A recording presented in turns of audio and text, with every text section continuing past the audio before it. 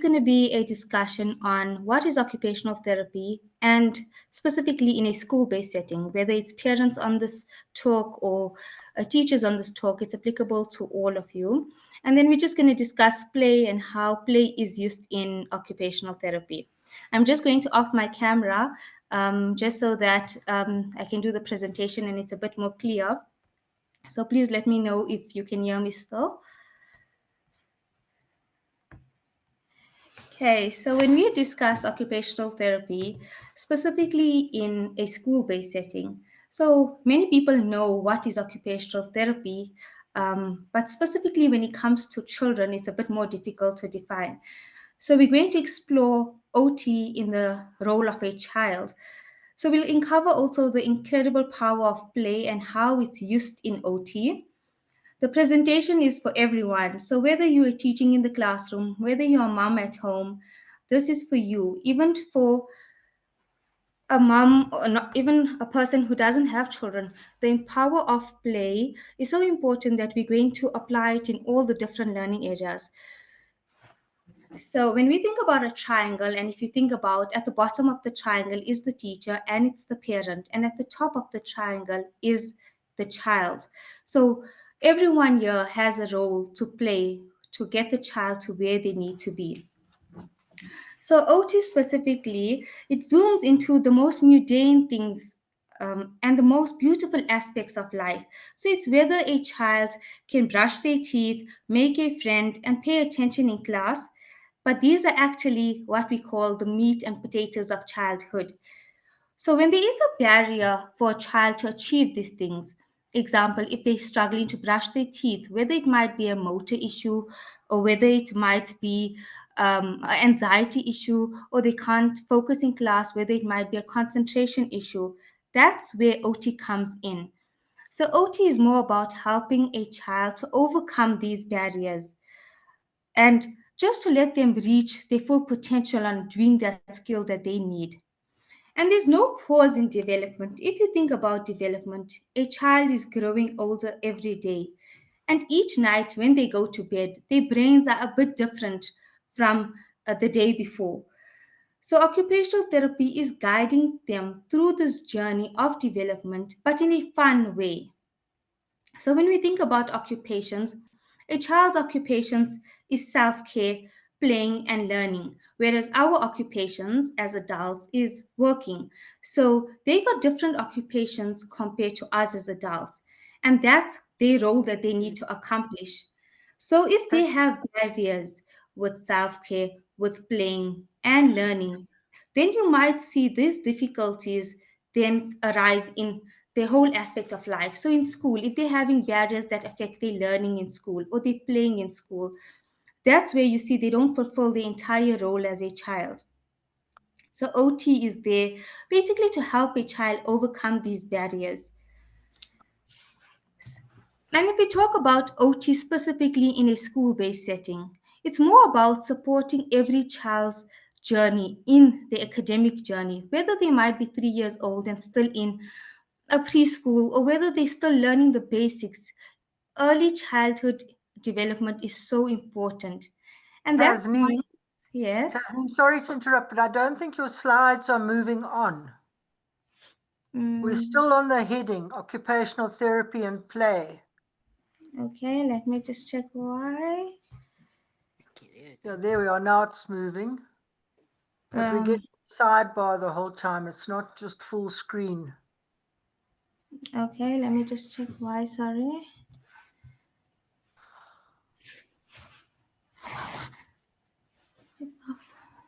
Sorry, I'm just Hi, going to quickly. Tasneem. I think I have an idea. Do you have two screens?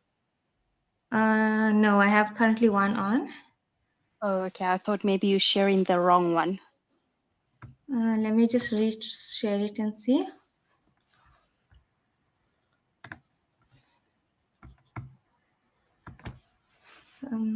Is it working now? No. Sorry. It's also okay if you just click on the next slide, then we see the bigger one. Okay, so you only can see my sidebar. We've seen the So we can see both. and the small picture of the, it's not full. Okay, I'm gonna try again.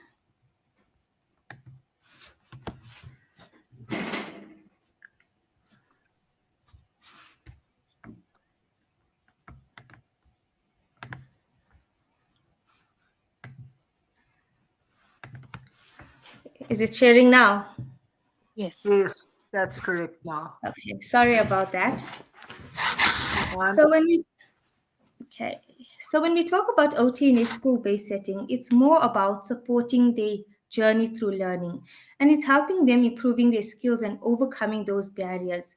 So if you think about a child who is in school and is struggling with their social skills, so they might be struggling with turn taking, with making friends, and that's where we come in and we apply that in occupational therapy to help them overcome that barrier of either turn taking, where we Okay. play games in occupational therapy, then to help them develop that turn taking and that social skills.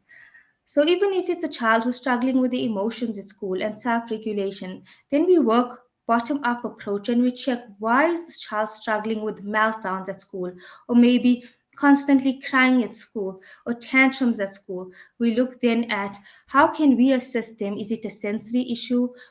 Is it a social issue? Is it an attention problem? Is it some seeking kind of problem that is causing them to have these tantrums and these meltdowns?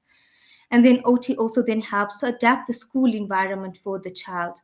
So yes, in the environment in school, there's many ways that we can adapt it to make it easier for a child. Example, if a child is struggling with regulation and they need sensory input, providing them with time where they get movement breaks, where they get to go on a swing that gives them that vestibular and proprioceptive input, just so that they can help to regulate themselves.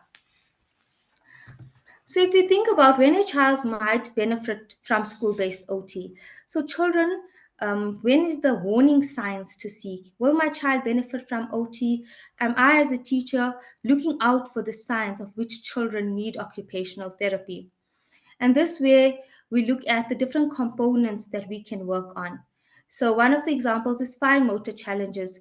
Children who have difficulty maybe holding a pencil or cutting with scissors, or doing buttons and zips. These are all motor activities that, if the child doesn't have the fine motor skills to do, to hold a pencil, to zip up their jib, they're going to struggle to do any activity that includes those fine motor activities.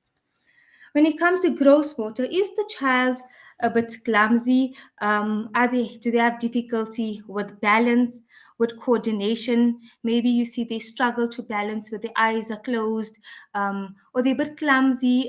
They keep on falling when you're playing sports. Those are some of the signs that we look for to see that the child needs support with their gross motor skills. Sensory processing, you get some children at school, some teachers might see it, as you as a parent might notice it at home, that they're a bit sensitive to textures. They don't like maybe putting their hands in wet textures. They don't like certain foods, certain tastes. Some kids don't like food that is very liquid. They're very picky eaters. Or also sensory processing difficulties. It's the kids that always seeking movement, maybe always on the go. Some parents would say, my children drive me up the wall. And other parents will say it's the opposite, my children run all over. So it's those little things that a child is struggling to regulate their sensory system. Now, if you think about a child who doesn't have a regulated sensory system, and now they have to be in school, and the teacher says, you need to sit up at the table, you need to sit straight, you must stop moving, you need to be quiet.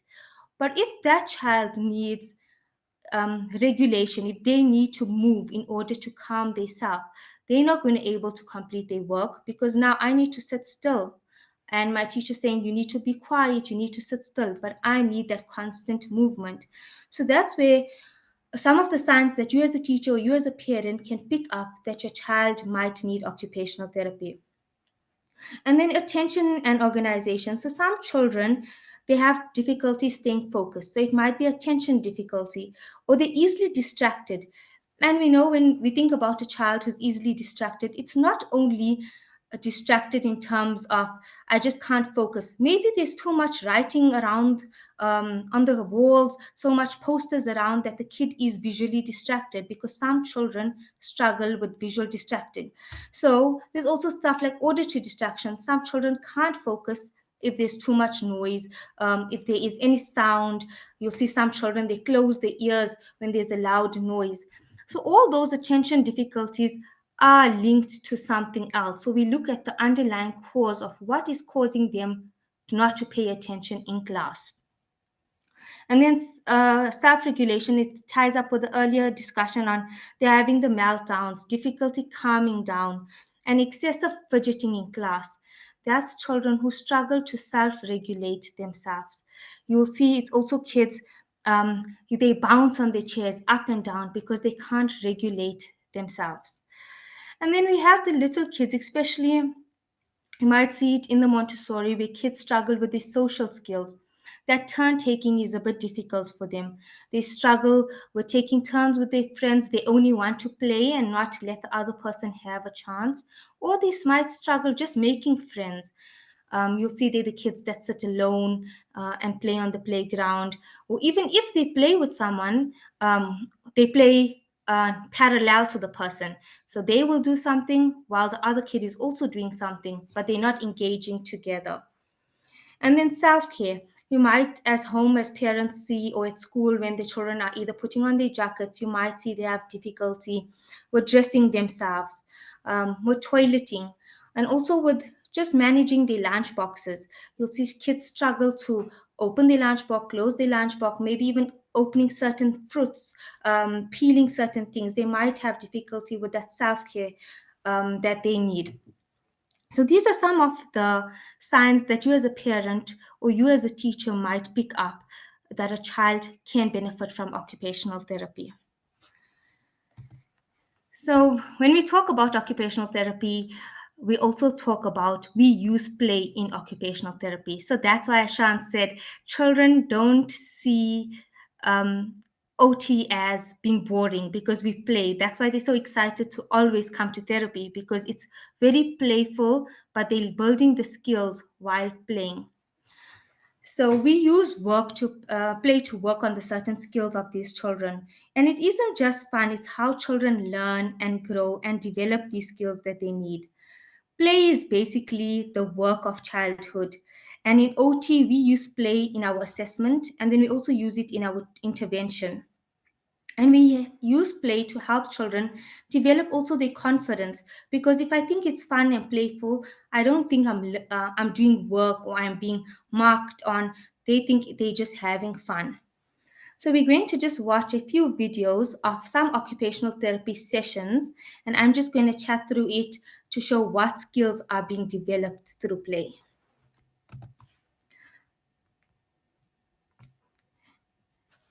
Can we see the video? Yeah, we can see Yes, it. we can. Okay.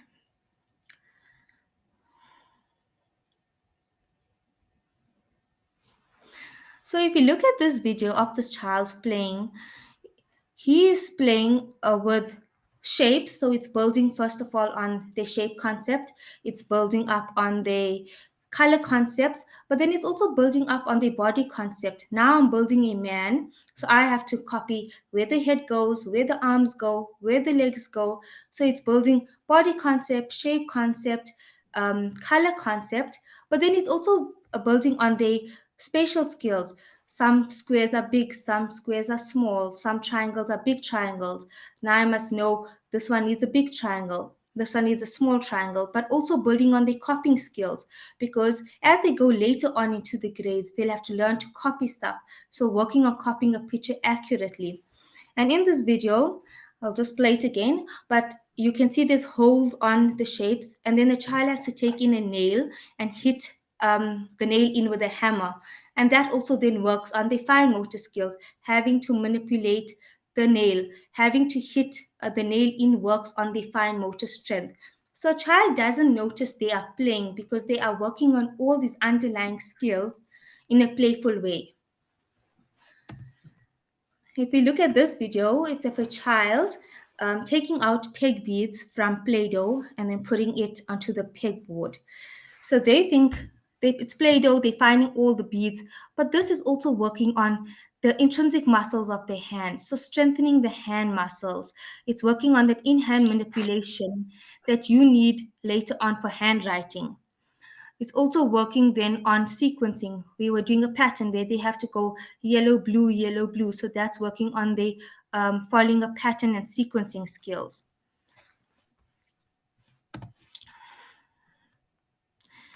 So in therapy, this is one of the activities that the kids really love. And this is a kid who is seeking sensory input. So they always like crashing or they always like somersaulting. And by providing them with a punching bag, it's providing them with deep pressure in their muscles and joints. So by punching the punching bag, they're getting that proprioceptive input that he is seeking. But then also at the end, they climb on the bag, have to swing, so it works on that postural control, core strength. And that's all important in a school-based setting. When you have to sit upright, you have to have good core strength. You have to have good neck stability. You have to have good balance. And all those skills that we're working on is all in a playful way. He thinks he's just punching a bag, holding onto the bag, and swinging and crashing. But it's working on that sensory system, on that core strength, shoulder stability, neck stability in a playful way. And then we also do add counting in it. You have to count to 10. So it's working on those kids who are struggling also with the counting, with the sequencing. When we count in twos while you're swinging. So it works on the different skills, but in a playful way. So this is a video of a kid. He's walking on a ball to get teddy bears. So you might just think, okay, what activity is it working on? But look at his shoulders. He's walking on his arms. So it's strengthening the shoulders. And if you think about handwriting, if you don't have strong shoulders, you're not going to have good handwriting, because to have good handwriting, you need to have strong core to sit upright. Then your shoulder stability has to be strong. And then after that is obviously the distal, so which is your hands, fine motor skills in the hands. So we're working on strengthening his shoulder muscles, his core muscles while sleeping on the ball. And then we're working on visual memory. He had to recall the teddy bears in order and then collect them in order. So it's playful, but it's working on all the underlying skills that they need. So in this picture, we're working on more of the higher executive functioning skills. So when children are given a task that they don't know, they haven't done before, like if you tell a child, can you build me an obstacle course? These are the items. Some children still require that support. They need you to come up with the idea, how can I do it? Then they want you to help them plan it. And then you have to show them step by step. And we obviously don't want that, because when a child is given something new in class, take the Play-Doh and make it into a star for me. They have to now, oh, how can I make it in a star?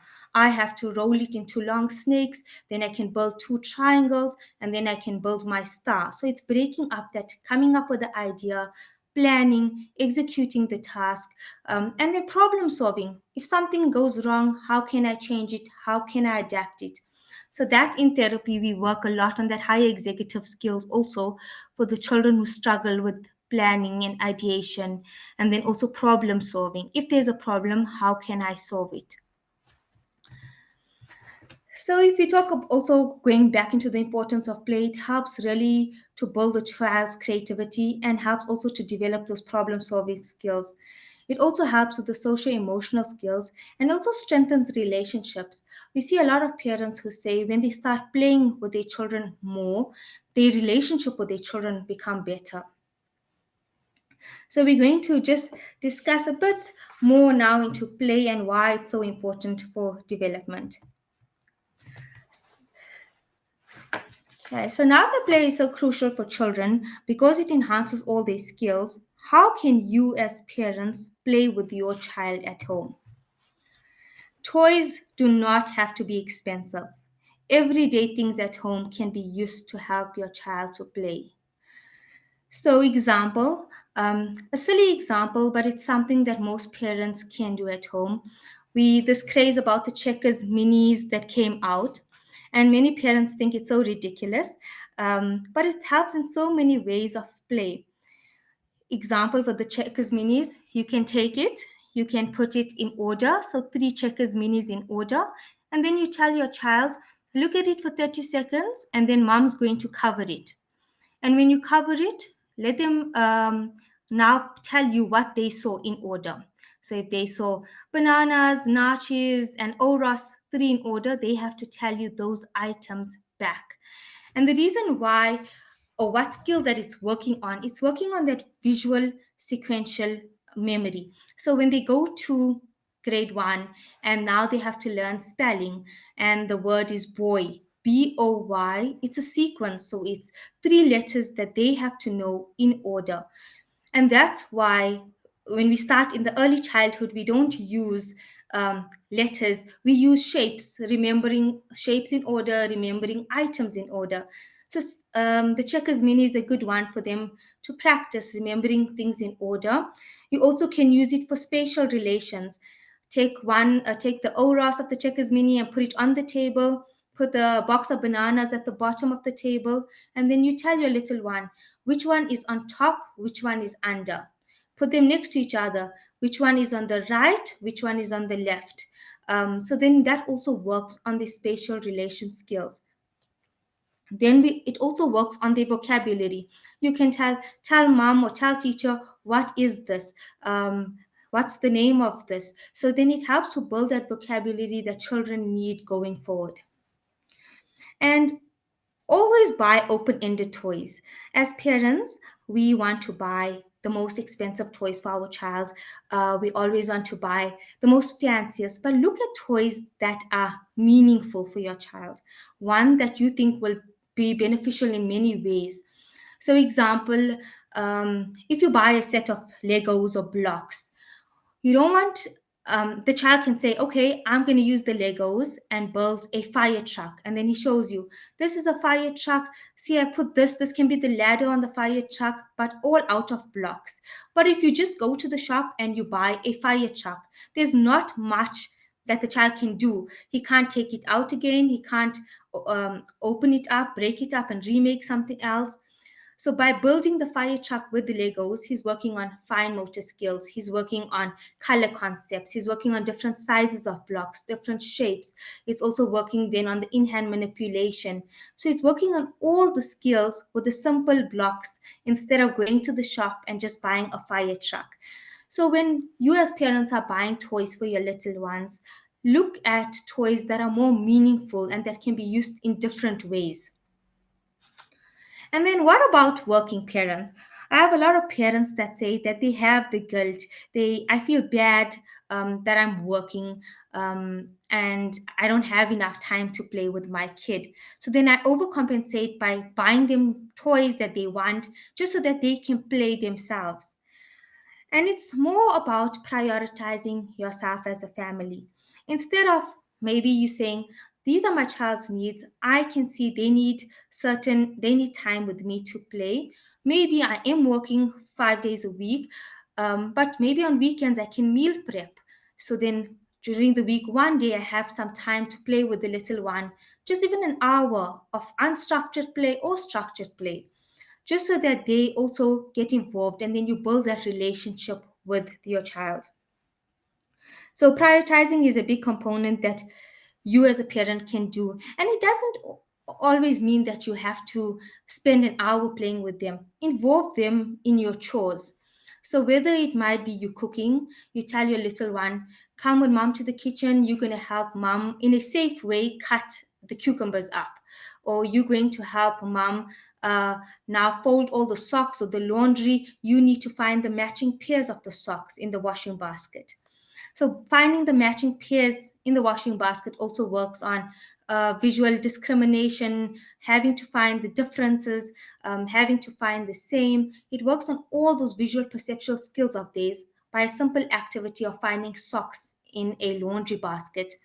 So it can be play in a meaningful way by including them in your chores. You can also tell them, you act like the mom and help me make the bed. There's so many skills to develop while making the bed. And I know it might take you double the time while you're doing those chores, but think of it as a way of you playing with your child. They're going to have those memories of helping mom in the kitchen, but now they're developing their skills of while cutting. They're developing their fine motor, they're strengthening their muscle strength in their hands. Or if you're making something with dough, make them roll the balls. It's getting them that sensory input through their hands, their texture in their hands.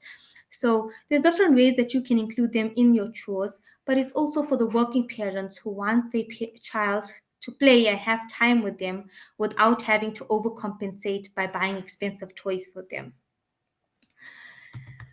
And now in our digital world, a lot of parents ask screen time and how is that related to play? I think it's a big question, especially in today's time. Yes, some games are educational, and we have to accept that screen time is part of reality now. There's nothing that we're not going backwards. So screen time will always be there. We cannot cut it off completely because kids go to school, kids' friends watch this, kids' friends, they discuss with each other what they see, what they do. So you can't cut off screen time completely. But remember, your child's screen time should be limited. So under 18 months, we usually say no screen time at all. But from the age of 18 months to 3 years, we say you can give them just under an hour of screen time. And then from 3 years onwards, they should be not getting not more than 2 hours of screen time. So it's very important to limit your child's screen time. And then if you think about screen time and how it affects then learning in the classroom. So screen time is very stimulating. When a child is watching television or they're watching on their tablet, there's a lot of sensory input. They can hear things, there's sounds playing, different levels of sounds playing, different pitch. The auditory systems is now overstimulated. Then it's all the visual. The screen is moving, there's pictures coming everywhere, there's flashing lights. And then if you also think about the tactile, they can touch their tablet, they can swipe up and the screen changes. So all this sensory input that the child is getting on their screen time. And now when they go to class and they're given a black and white paper to do a worksheet on, they can't focus because this paper is not moving. This paper is not flashing. There's no sound coming out from it. And that's where we see the attention problems in kids because they're so used to having that screen time with all the input that their body needs, which increases their dopamine levels. When they are given a paper, they struggle to complete a paper-based task because of that attention levels. Their dopamine levels are not arising with that paper-based task. So it's very important then to limit your child's screen time. And even if they do have screen time, because it's a reality now, children have to have, or parents need that time to have their kids at least an hour of screen time a day. Do something that is like beneficial for them on the screen time. So if they're watching a video, make them watch a video of a draw a picture step by step. Example, they have to draw, the video is of drawing a house step by step. So then they're working on copying skills, they're working on their fine motor skills, they're working on all the skills that they need, but also then they're having the screen time that they want. You also, if they do watch TV or a short video, at the end of the video, ask them, what did you watch? What do you think could have happened? What was the boy wearing? So then it also helps to develop the visual memory skills. I remember he was wearing a green top and a black pants. Then you check, are they just watching it or they are also taking understanding of what they're watching? Then you also know mom's going to question me, so I need to watch nicely. I'm thinking about what they're wearing. So the mom's testing their visual memory. So just help to, just to probe them after they watch so that you can see that they are watching it and it's beneficial for them, and the show that they're watching is not at all benefiting them. So use TV in a meaningful way. And then the time that the child gets their screen time is very important. In the morning, kids are the most alert. So that's when learning should happen, and there should be no screen time in the morning.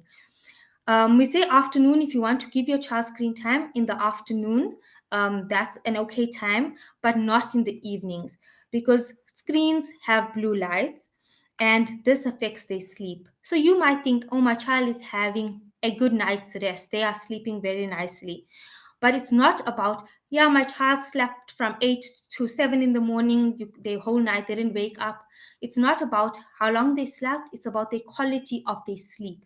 So the blue light affects the quality of their sleep. So try at all cost 2 hours before bedtime, no screen time.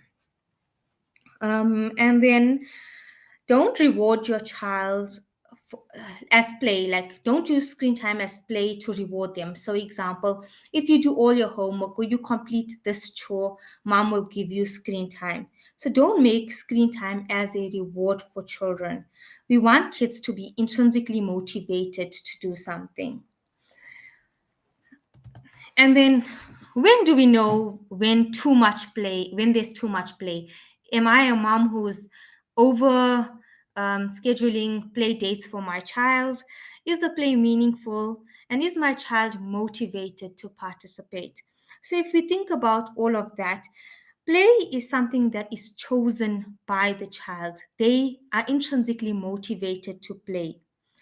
And we as parents want to enroll our child in all the different types of extramural. Yes, cricket they have, soccer, yes, extramurals are amazing and they develop all the amazing skills that children need. Horse riding develops their balance, it also works with postural control and their emotions. But if you think about a child who doesn't want to go to that extramural, they're not interested in it, it's not going to be meaningful for them. They're not going to develop their skills for it because they're not playing in a meaningful, and they're not intrinsically motivated to participate. So look at what's your child's interest. So although they don't use it now as an excuse to say, oh, my child doesn't want to go, no, I'm not taking him. Look why they don't enjoy it. And then look at what's their interest. Maybe I can enroll them in a different extramural that they enjoy. So they will intrinsically participate in that activity, but also help them to develop those skills meaningfully.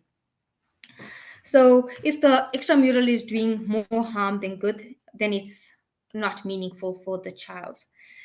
So as a parent, what are your ways if a child is referred to OT, or if the teacher says, your child, I think has this and this difficulties, now they need to go for OT. So first of all, look, you as a parent, what are you also seeing at home? Maybe the teacher is saying the child can't focus in class. Are you seeing the same at home? You know your child best. So look at your child. Do you see any of the sensory issues that maybe the teacher is complaining about at home? Are you seeing any of the motor difficulties that the teacher is complaining, that the child is struggling with pencil grip, the child is struggling with cutting, or social skills? Maybe you notice it that your child is not coming home and talking about friends, or doesn't engage much with other friends out of school. And if your teacher is telling, these are the problems that my child is having, don't ignore it. Early intervention is so important for children. So rather than saying, oh, I'll check it out later, or maybe this, just rather go and check what's the root cause of the problem. And just include a lot of play activities in your home environment so that you also are aware of what you can see the child is struggling with. So yes, so that's just a bit about play and occupational therapy. And I've asked Shan to then share with you some nice activities that children can do at home. So it's just a pamphlet or a booklet on some of the activities that you can try with your little ones. And it's easy, simple to do activities. You don't have to buy any of the things for it. It's mostly things that you have at home. Like one of the activities is scavenger hunt, and the child has to go and find these items. Then working also on that gross motor skills, the fine motor skills, but also you connecting with your child, because play is so important and it builds that relationship, that confidence, and also develops all those skills that they need. So yeah, that's just about play and occupational therapy. If you have any questions, please feel free to put in the chat box, so you can also just send me a WhatsApp, and I can help you answer any of your questions that you have.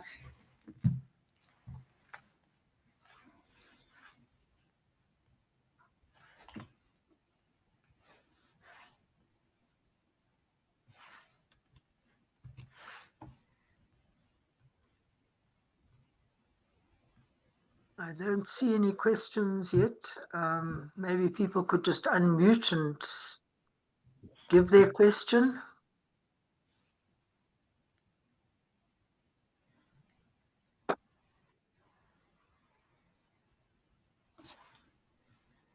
Tasneem, Yes. I just wanted to ask, so how do you know, because obviously some of the behavior or some of the skills that you were talking about, some of those things are age appropriate. How do how can you differentiate that, yes, my child needs occupational therapy in something versus that this is the norm for this particular age? So it depends what age your child is. And if you're talking about like throwing tantrums at the age of 2, that's normal. So it just all depends on what age your child is, and see if it is the main thing, if it's impacting their daily functioning.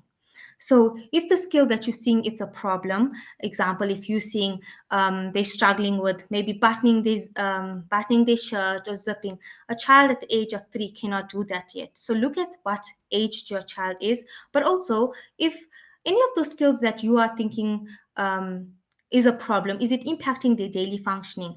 Is it something that you see they're struggling in school with? Is it impacting maybe their eating, if they're like a picky eater?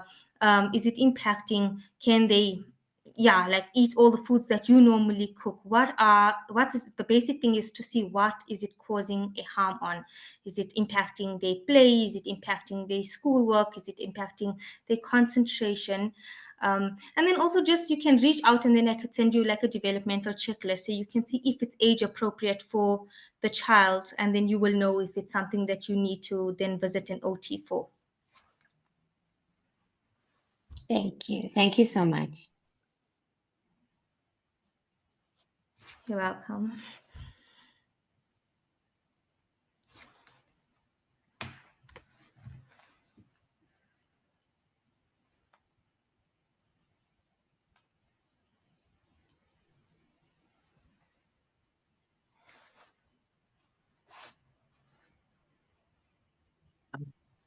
We seem to have come to the end of questions, and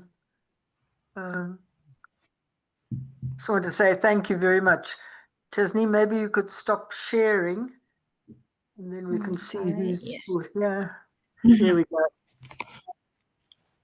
Thank you. I think that was lovely. And are you going to keep going with your Instagram account? Can we still get tips from you there?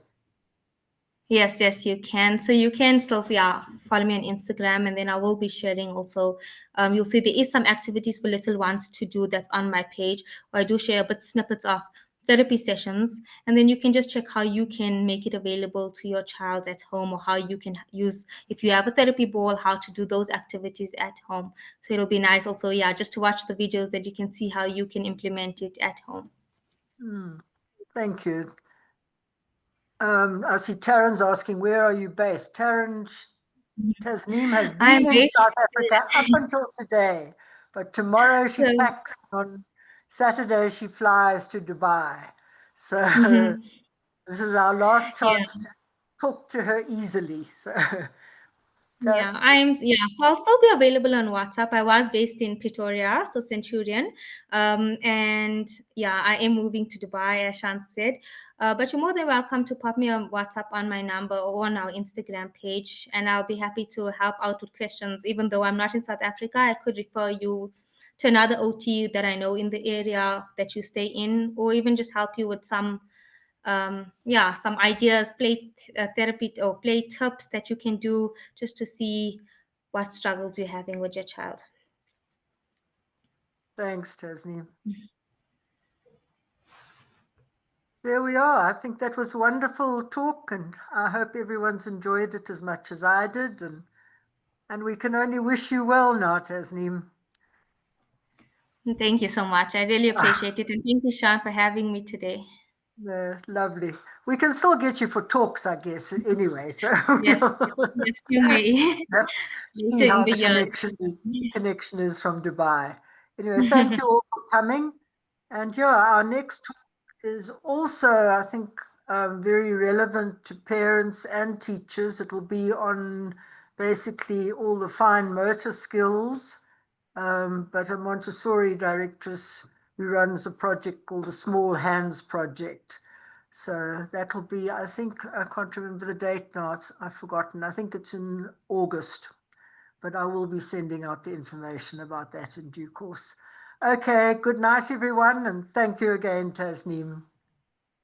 Bye, guys. Thank you Thank you very so much, much. Tasneem. Thank you very, Bye. very much. Have a wonderful Bye. evening. Thank you very much. It was great.